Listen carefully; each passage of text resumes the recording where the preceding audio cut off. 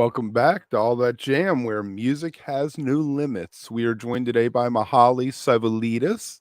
How we doing? Good. How are you? I'm fantastic, fantastic. We reached out because you have a new thing going on, your solo album, and why don't we just jump back to COVID? All of a sudden in March of 2020, nobody could do anything anymore, and I guess that prompted you to. You had just released your debut solo album at that point, correct? Yeah, COVID kind of actually spoiled all our plans. We've been working on that record, maybe for a better part of 2 years before that with Eric Krasnow. And we had like tours lined up, some radio campaigns ready to go, and then COVID happened and we kind of had to shelf it. And honestly, because of that, the album kind of got shelved too. There was just, at that point in time, it just wasn't there was so much going on in the world.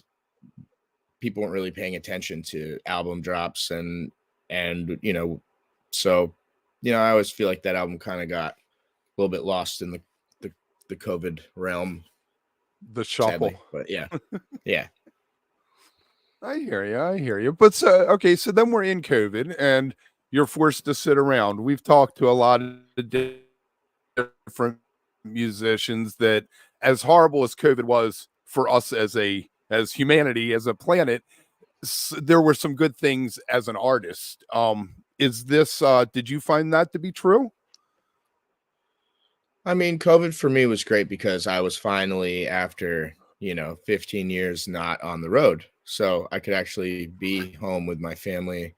So I got to spend some really great time with my kids and get to like be a regular dad for once for a little bit. So that to me was special.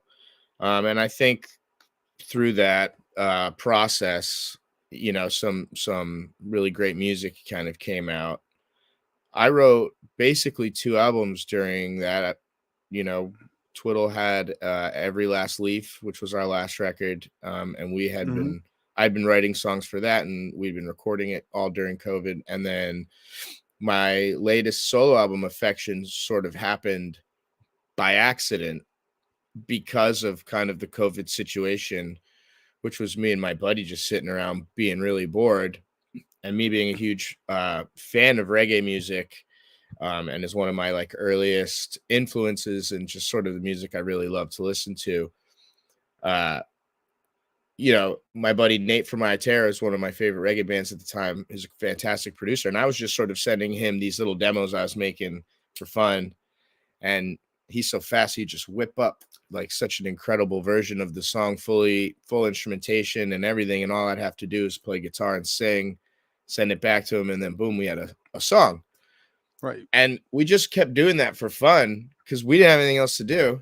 And before we knew it, we had like 11 tunes, and we were like, whoa, we got a record here. So it wasn't as intentional as Breathe and Let Go, where like I really wanted to set out and make a nice solo record that was a different sound than Twiddle, that sort of catered to my other passions in music that aren't necessarily the jam stuff.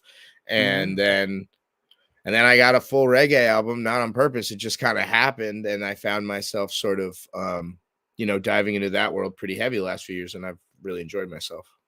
All right. So Breathe and Let Go, is it fair to say that you had been working on those songs your whole life, quote unquote, as opposed to the second album, which happened in a very set period of time?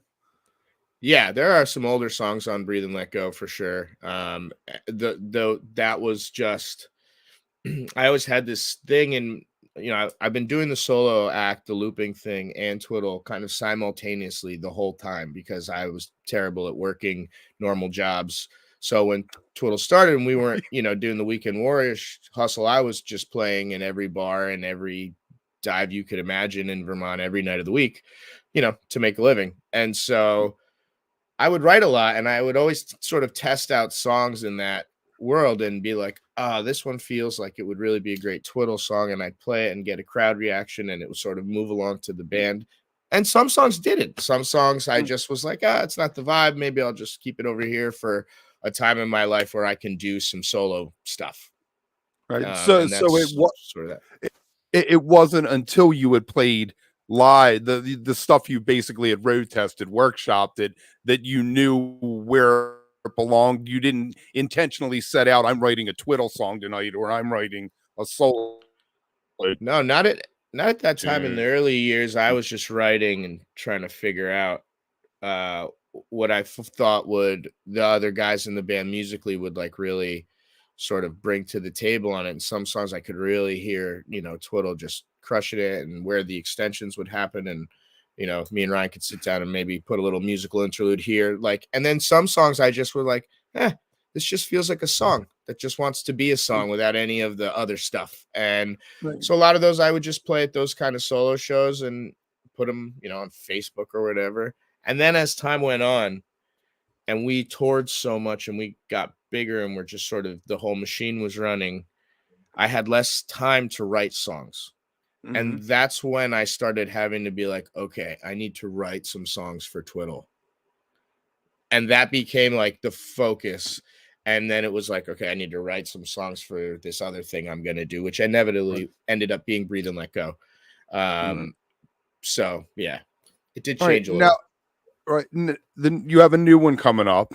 What was the process on that? Were we more first album or more second album going into it?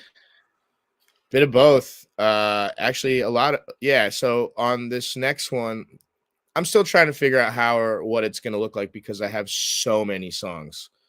Nice. Basically 2 records. I just don't know whether to do it as one or 2 separate ones and just let everything have time to breathe. So we're figuring that out. But the songs as a whole, I would say the majority of them were written in this last year and a half, 2 years, which was a really kind of like emotional, intense part of my life, with Twiddle taking the hiatus, me having to kind of come to that conclusion, make those decisions, and kind of ride it out, see it through, and then start this whole thing. It's been a lot. And so I've had a lot to write about. But there's also probably like 5 or 6 tunes that are really old that I brought back from the days where I was like, oh, that'll be on the thing. And I kind of dove deep into my songbook and found some really old songs that we gave new life. So it is kind of like a smush of both. Nice. So have we heard these songs in the last tour you were doing? Yeah, some of them I've played live. I did a residency in Vermont in January, and I played a bunch of them. But yeah, not all of them. There's definitely, maybe 10 to 18 songs that no one's ever heard somewhere in there. So it's like I have a lot. Yeah, I love it. Dopamine, they just released 2 albums 5 days apart, which I found a fascinating way to do something, I love those guys. Those are my good friends. They are brilliant. I like the way they think outside of the box. It's kind of very it's it's a cool way to do it. I was very sort of wondering where they were going with it till the second one dropped, and then it all made sense. Yeah. Exactly. So do you feel like can we talk about some of the challenges in all of a sudden not being in a band that everyone knew the name, to going out solo and trying to rebuild? Maybe you have, I guess, a core, but yeah, you want to talk a little bit about that? Sure. Yeah, it has totally been a lovely, humbling experience getting just back out there on the grind. I'm older now, so I feel it more. That's for sure. But it was cool to go back and play some of these venues I remember hitting with Twiddle in the early years. And there's something really special and kind of pure about when you're playing this, like the 200 cap size rooms all over the country, where you really feel like you're seeing your fan base from an earlier stage. Kind of, you're meeting all these people that have a little more hands-on ability to chat and whatever, talk about things. Whereas, when you get to the bigger size venues, I barely ever leave the backstage, and so there's it's a little more personal. And I enjoyed it. You know, I am I'm definitely looking forward to having some new music come out, so that I can kind of have a little more to play with in the live setting. All right, there you go. Well, you got three, maybe four albums, two out, Sounds two yeah, possible yeah, ones. yeah, So yeah. let's talk a little bit about set list choices. How you're building set list there. It's a lot of the solo stuff. There is the one Twiddle song "Lost in the Cloud" I've seen a couple times, and then you have some interesting covers. So you want to talk about your thought process? Yeah, you know, I set lists, you know, with Twiddle, we really tried to keep it very different, very interesting every night. Um, and there was always a part of me that always felt like weird when someone would come up and be like, "Hey man, I drove 8 hours to see Lost in the Cold tonight. Like, are you gonna play it?" And then me being like, "Oh, sorry, buddy, we played it last night. Like, catch it next time," you know, because we kind of just had that mentality always of like we just don't repeat night to night, and I think part of the reason why it's not a jam heavy act, what I'm doing right now, and it is just more focused on the songs and the fact people want to come and sing along to the songs. Hmm. Um, I don't mind repeating some songs night to night and playing the songs I think are the most popular for the people to hear because that's honestly why they're coming. I think Hmm. there's been a little bit of like people are coming out to see me sort of expecting more of the twiddle vibe, and that's just not what I'm going for.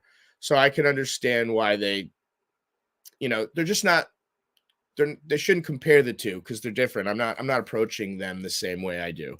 So Walk the in set without list, expectations. yeah, basically. And the set list is a lot of the covers I choose are just songs that I either have been playing for a long time or with a band like Twiddle, you play so many covers. You do so many things over the years that for this one, I just wanted to choose things that are a little more like familiar to me and more maybe like nostalgic. So Hmm. they're sort of like ingrained in me. Yeah. Right. It's funny, Rob. We talked to Joel and Ryan from Humphreys, and we're talking about Ryan said something about it's an unwritten rule in the jam band world, you can't repeat night to night, because we were saying that sometimes when you have a new song, you want to play it every night. It's your Yeah, shiny new object, you know. for sure. No, yeah. It's yeah, it was something I always struggled with. And I do like playing, um I like playing the songs that I enjoy playing night to night and not having to worry about rules. Right, did For you? like a scene that's supposed to be based in improv and like freedom and like, no restrictions and getting out there. We've really found ourselves being really bracketed into these things you have to do. Right. Otherwise, you're not a jam. You know what I mean? And it's like, yeah, it's kind of backwards to be honest, but it is what it is. Right. What songs are the bangers? What are the hits? What's the things that you see the crowd really leaning into? For the solo stuff, Living is a Lesson, Breathe and Let Go. Those are really popular off the old record. I mean, everybody has their own thing, but I see those live kind of doing their thing. For the new ones, there's a song called Wise Man, which Okay. I've gotten a really incredible response from since I started playing it live. Everybody wants to hear it come out. So I'll be dropping that one soon, hopefully. There's a brand new one we just started playing called Free Ride, which has really good energy, and I think people have been really enjoying that. Um, yeah, it's I have like two things going on. I have the band on some shows, and then I do the looping thing on the other. So Right. for me, kind of figuring out renditions of each song and how they fit into both things dictates sort of their you know impact. I have the weed Mhm. song, Light It Up. I did on the Right. Collie Buds Roots rhythm one. That one goes over fantastic every Of night. Everybody course. loves that song. Yes. Yeah, yeah, yeah. So like that one, I don't mind playing that every night. I love saying all those weed strains in a row and everybody starts smoking. It's great. It's a vibe. So it's like for me, yeah, those definitely I think are the most popular. Right. I don't know. I mean, it truly like because it's not what I see popular on my streaming platforms isn't necessarily what I see the most love live. So I think it all depends, you know. Right, right. So why don't we give a shout out to the band, or is the band set, or is it going to be a rotating cast of people coming through? No, right now the band is set. You know, if people can't make it for one reason or another, we have sort of our homies and the subs that come in Right. and know the music a little bit. It's Gub and Adrian from Twiddle, as long as, you know, they still want to play these songs with me. And then we have Scott Hannay, who's actually, I've been playing with him forever. He's been in a lot of bands on the East Coast, but he also worked with Twiddle. He was one of our techs, my guitar tech, and a bunch of everything tech, I guess. We call him Stage Daddy. He was he was with us for like the last 2 years or so. But he's a fantastic player. He plays like everything. So great guy to have in the band. And then we have two horns, which I really love, Mike Oman and Mike Bufundo. And they are, I met them originally through a band, West End Blend, that they were in, from Connecticut. But those guys are, yeah, they're awesome. And Mike comes out, the sax player comes out with me when I do the looping thing too, to give it a lift. There you go. So how do you approach playing in a band with horns as a guitar player as opposed to not?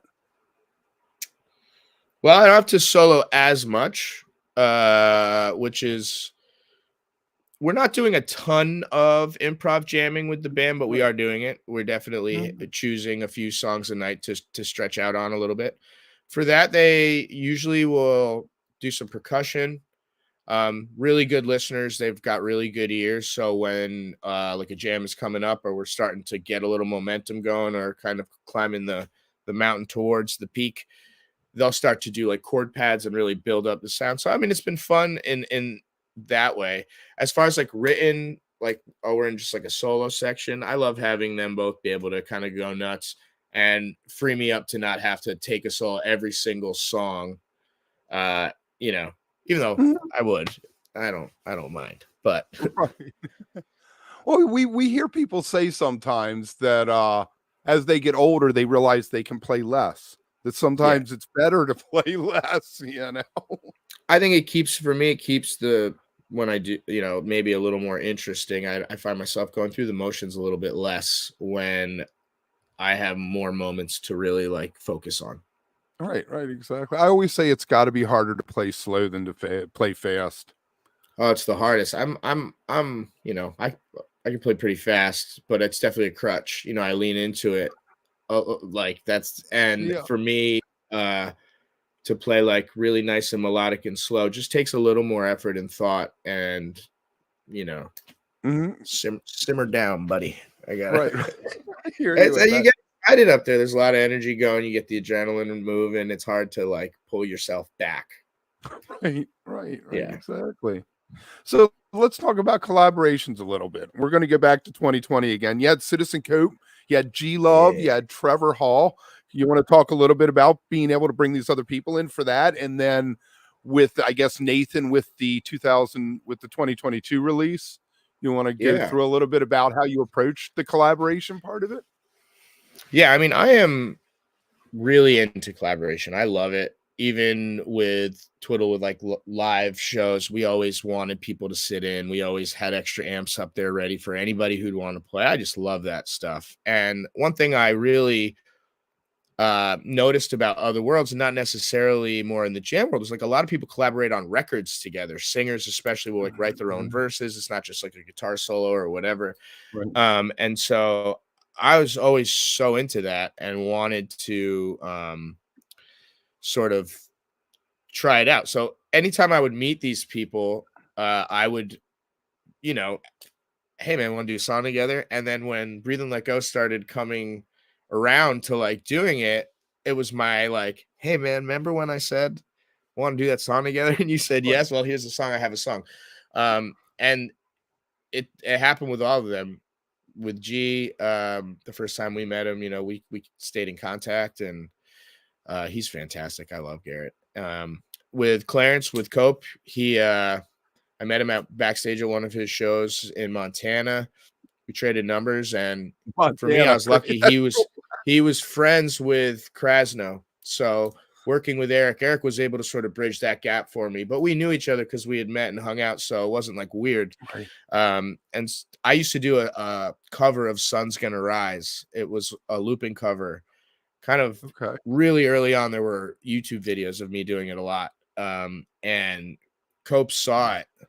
So when I met him, he's like, "Oh, you're the guy that did the, Sun's Gonna Rise cover." So he he remembered me from that, and I've been friends with Modest Yahoo for a long time. And he sat in with Twiddle, and we same thing, stayed in touch and just started sending music back and forth. Trevor Hall I toured with, and same thing, kind of just stayed friends, and you always keep that door open. And I think the beautiful thing is when you leave a verse open on a song you've written, to hand it to someone else with that trust and say, "Hey, put some words to this. This will be our song now." I think it's so special. I love when people do that, ask me to do it. It's always an honor, and it's something I take seriously. And when the second album came out, and I was sort of found myself in the reggae world, Nate really had all those connections for me. I said, "What do you think about this song?" He said, "Oh, this would be perfect for this guy. Let me call him, see if he's into it." And so he sort of was my middleman to kind of all those acts. But since then, now I'm friends with all of them and have those open communication lines. And I'm working on new features for this next record. So I really enjoy that process. And I think what a beautiful way to get your music out to more people when you release it, when you're really releasing it to sort of two fan bases, one that knows you really well and one that doesn't know you as much, because they're maybe G Love's fan base who hadn't heard of me yet, but now that we have this song and they're checking it out. So it's a great way to co-promote for everybody. Well, we need more of that. Gorilla Toss opened up for Karina Reichman last year. And Gorilla Toss is not a jam band, but they could be. It's funny about Gorilla Toss. Their drummer Pete was in a band called Funk Taco at UVM, and we were good buddies. Like Twiddle and Funk Taco used to do shows all the time in my house, like college house parties. Pete actually filled in for Brooke at a show at Higher Ground one time because he couldn't do it up in Vermont. So yeah, I go way back with him. So it's kind of cool to see him. I love that guy. Yeah, he is the best. He is the best. Yeah. Let's talk about Greater Escape for a second. You had the movement and the elevators on that single with you. How did that come about? That one was, Nate was sending me some drums to write to. I wrote my part of the song pretty quick. And that was one of those ones where he was like, "I know the guys, like, let me send it to them." I was a huge fan of Elevators and the Movement, so I was fully aware of their vocal stylings and like how they would approach it. So immediately I was like, absolutely.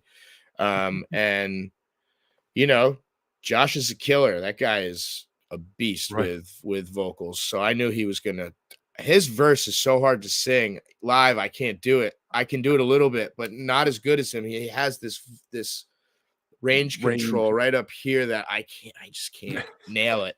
And Jackson's like smooth like butter, the silkiest, sultriest voice ever. So I can sing it, just not as good as him. So I was really stoked, and I think it was it was kind of a cool combination of the three of us all together on that one song. It's definitely one of the most popular for sure. What is it like singing a verse somebody else wrote? It can be hard depending on their singing style. I've definitely sometimes had to adapt their verse to a little bit more comfortableness for me. And then some feel so comfortable I can sing it exactly like them and it's no problem at all. So it really just depends on, their like cadence delivery. Sometimes it's hard to get a swag down properly. Right. Yeah. Right. Yeah, exactly. Well, it's somebody else's words. So, you didn't grow up inside them, so to speak. You've been handed them on the other side. All right. How about Iration? Living is the lesson, and the video. We need to talk a little bit about what was his name? Camille Dymick? Is that the guy who did the video for that? Yeah. Was that the green screen one? I'm trying to remember. Yeah, Living is the lesson. Yeah. He was cool. He worked at I feel like he was in like Amsterdam or something. We did some Zooms with the guy that made the video. I did not know Iration, fan of their music. And honestly, I really love what they sent back. Both Micahs worked on it. Micah sang, and the other Mike played guitar, I believe, and helped kind of arrange a couple acoustic parts in there that I thought were, really, really nice. I haven't been able to do it live with them yet, but we'll work on that. We'll get it done. That's my other favorite part, when you have a feature and you're finally together, they can actually come out and sing the verse with the band. That's always really fun. Right. Across all these collaborations, how much has that affected your songwriting now, or what you're doing now? How much does it influence it? I think as before, I wasn't necessarily thinking about features when I wrote the songs, whereas now I'll have a verse and a hook, and then I'll be like, maybe I won't write the second verse. So maybe this one's feels great for someone to come in and add their little spot to it. So I'll stop there and record it with a blank verse in there to send out. So I'm just a little more proactive in like, I feel like this would be a good song for a feature. It feels strong enough for, you know what I mean? And whereas I didn't really do that in the past. In the past, it was just like, maybe we should add something to this, or do we have a song that he could hop on, that kind of thing. Right. And then when this album, one more we'll talk about one more on this, the Kitchen Dwellers tune, which you brought a bluegrass band in, the Ballad of Broken, I guess it was called. You want to talk a little bit about how they did that? Totally. How that came about? I love this story because so Kitchen Dwellers, some of my best friends in the whole world. We've been touring together forever. I was on, some of their records, and I wrote that song as a bluegrass song with the intention of potentially, because this was COVID, I had a lot of ideas, with the intention of writing maybe a few more songs, like an EP within that vibe, like more bluegrass, and having them pick on it with me and get some other friends, maybe from Green Sky or something else, just to like have just more like a stringed instrument album with my songs on it. So I wrote Ballad of the Broken, and then I was working with Nate on one of the reggae tunes, and he had just started taking like pop tunes or punk songs and making them reggae, and that was like something he was doing. And I was like, yo, man, can you just do like any song and make it reggae? And he's like, yeah, pretty much. I think I can do any song. And I was like, could you do a bluegrass song and make it reggae?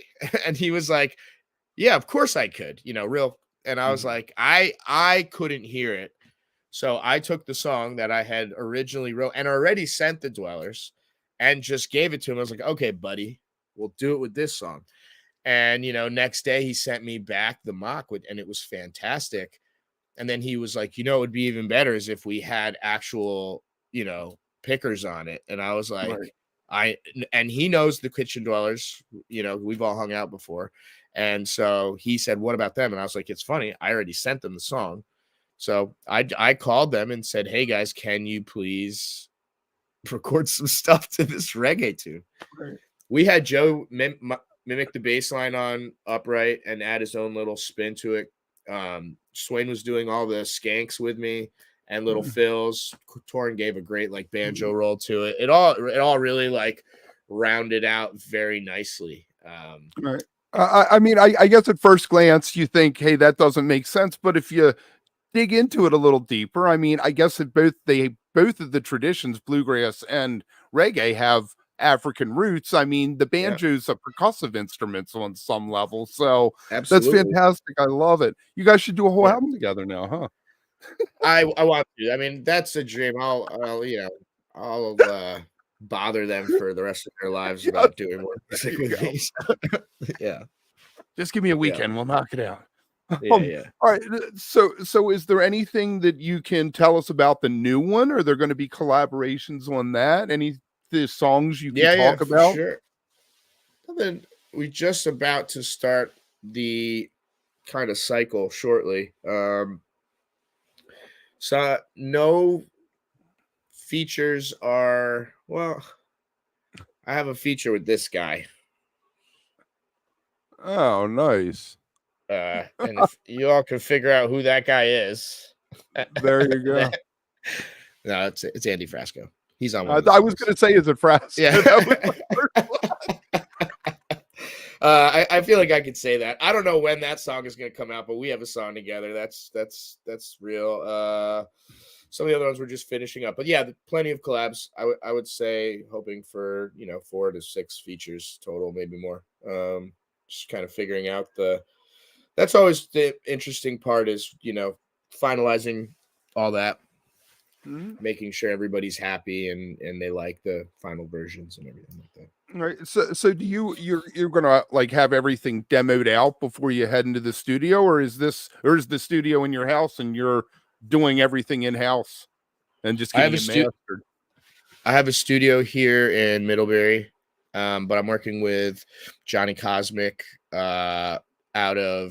he's in Oakland at Great Stone Studios. It's where Stick Figure headquarters are. Ineffable, the record company who does all my stuff, and their business management, everything is kind of in that complex. So I'm gonna going there next week to finish sort of some in-house stuff with John. He likes to work more in person, so all the stuff I've done with him, we've done actually in the same room.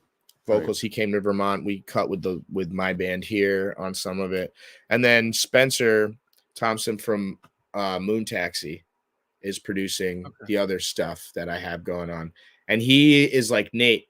We work totally remote from each other, where I send him a demo, he sends me back a mock, I send him guitar, he sends me, and he does a lot of the instrumentation and the vibes on it. So 2 very different recording processes, all kind of culminating in this big group of work. It's kind of cool. Do you like one way or the other better? Being not necessarily better. One is easier. The remote way is easier for me, especially with the kids and stuff, to be able to just like pop out to my studio and get what I need to get done without having to hop on a plane and go, get in person and stuff like that. But there is something to being able to create in the moment, those magic moments that everybody talks about that happen in the studio, where you're like, well, what if we took that out and put reverb on? There it is. That kind of thing. That doesn't happen in the remote. You don't get those kinds of moments. So, a lot of the magic, like the real studio experience magic, can only really happen when you're there together, sort of kind of sifting through it all. So, pros and cons to both. All right. So, when are you guys getting back on the road? Festival and summer season starts up basically June. Kind of just doing the weekend warrior thing, flying festivals and little kind of 2-3 day runs. It's hard to really book a continuous tour unless you're one part of like a touring package that's like a bigger thing that's got its own like routing. When you kind of get a lot of random festival offers during the summer, you're sort of over here, and then over here it's not like one fluid drivable thing. I mean, it's insane to tour right now. It's so expensive with all the gas prices, hotel prices, everything. It's rough out there, folks. Yeah, you know the Bobby Lees. You ever heard of them? No, I don't think so. They're a punk band out of the Midwest and popular. Sold albums, awesome. Toured, troubadour size LA clubs, and they quit. They were like, we just can't afford to do it. We're just going to quit. I'm seeing a lot of people trying to pivot. Everything is tough right now. It's hard to make a living on the road, and everybody is short attention spans. They want TikToks and content. When you fly into a festival, what do you take with you? Did you take a guitar, a few pedals? Do you have a kit ready to go? I usually have a fly rig. You backline your amps, so they provide the amp for you. I have like a pedal board that is usually sort of a shrunken version of mine, has all the essentials, and I'll fly with my guitar. So yeah, I'll check I have good flight cases for all that. But usually I'll only, well, with Twiddle we always flew it too, but now sometimes I'll just have a guitar, hope for the best. Something happens. Have guitar something will happens. travel. Yeah, exactly. Yeah. I love it. I love it. All right. So what is success? I think success is, for me, is, well, obviously money is important, but I don't really contribute that necessarily with success. That just makes it easier to live, Keep the roof over stress. your head. Yeah. I think real success in music is making songs that outlive you, is making music that is sort of timeless, or will be there long after you're gone, for people to enjoy, to have, to write a song that is so like deeply meaningful to someone that it just, everybody has those songs. I have them, and it's like, to make something like that. That's sort of where my focus shift. Not that one doesn't do it the other, but like, when I was a younger man, I used to just think about guitar and guitar solos and the musical side of the music, like just the instrumentation of it, and how complicated it could be, or how epic and ripping the solos could be, and the feeling you get when you're hearing that. There is something to that, but when I started realizing how much more impactful words can be, and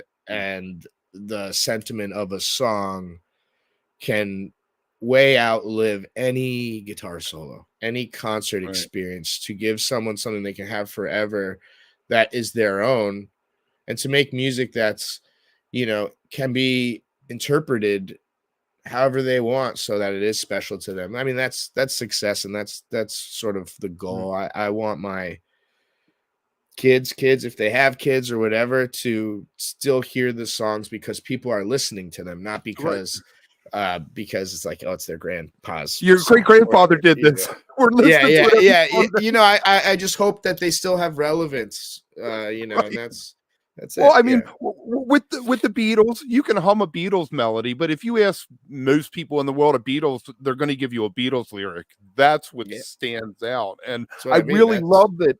I really love that you've leaned into that with what you're doing with the solo, because for better or worse, the jam band community is lacking on the lyrics a lot of times. I mean, it's almost like an afterthought. Oh, we have to have lyrics so people will pay attention, but it isn't the focus of it.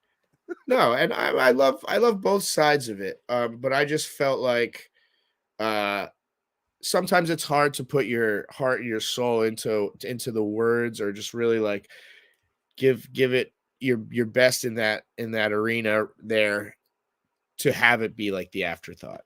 Right. And so I craved a place where it could shine a little bit more. Right. Have you ever thought about writing for other people, trying to sell songs? Yeah, I have actually. I haven't actually. Earlier on, I did write for a few different people. I don't know if they ever used them, but I definitely submitted them, and I would be into it. I definitely have no issues with that at all. I like the songwriting community is a beautiful one for sure. Yeah, that's fair. I always think Anders Osborne, he does his own thing down in New Orleans. They're swampy, funky, and he's written a couple country songs. There's some Nash, he was on Tin Pan Alley or whatever you want to call it. But if you look at some country artists, his name pops up as a songwriter, which I was always like, that's fascinating, because I guess ultimately you have to bring in as many streams as you can because Spotify ain't buying you nothing but a sandwich if you're lucky.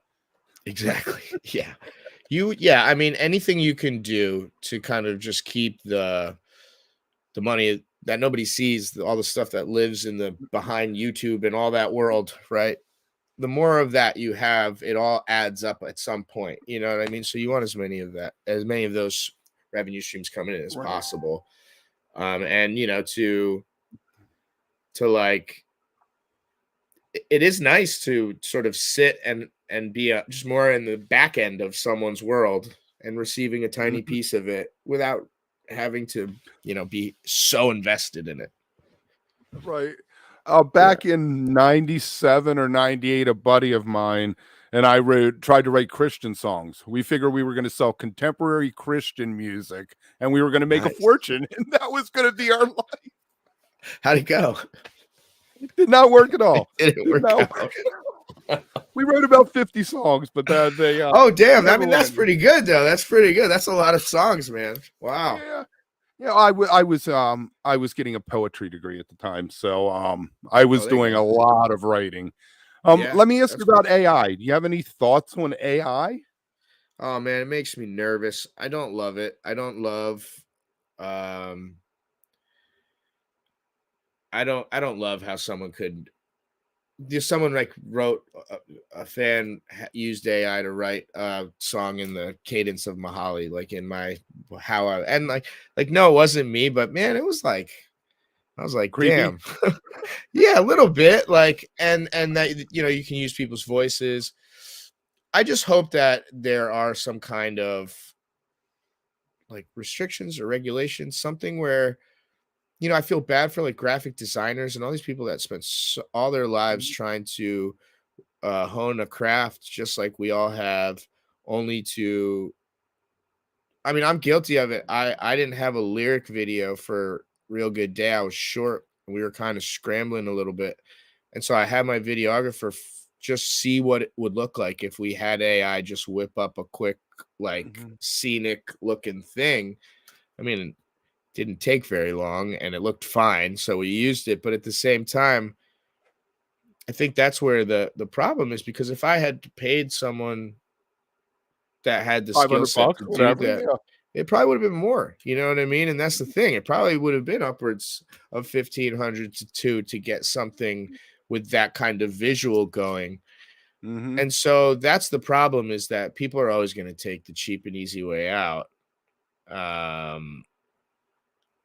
So that's kind of, I don't know. I feel so weird about it, because I can see it being a helpful tool, but I don't like it at all. It definitely makes me feel like anybody could do like anybody's job now. Like there's no years. You don't get your 10,000 hours in anymore. Right. I think that what's missing from most of AI is ethics, is people understanding that, it is my work, whoever's work it is, that they made the copy of you, but they did it because they could analyze you, whatever computer somewhere like analyzed your music for 5 minutes and said, this is what it's going to sound like. Totally. You've been boiled down to 5 minutes. That's wild.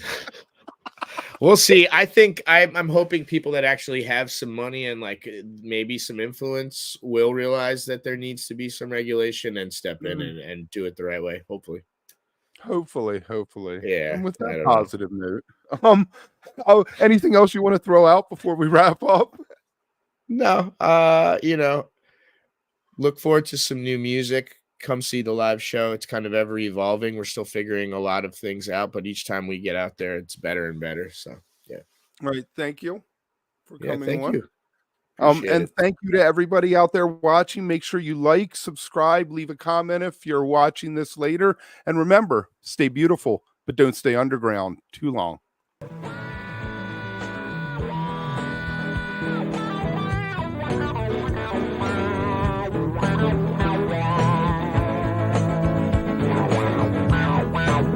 Wow.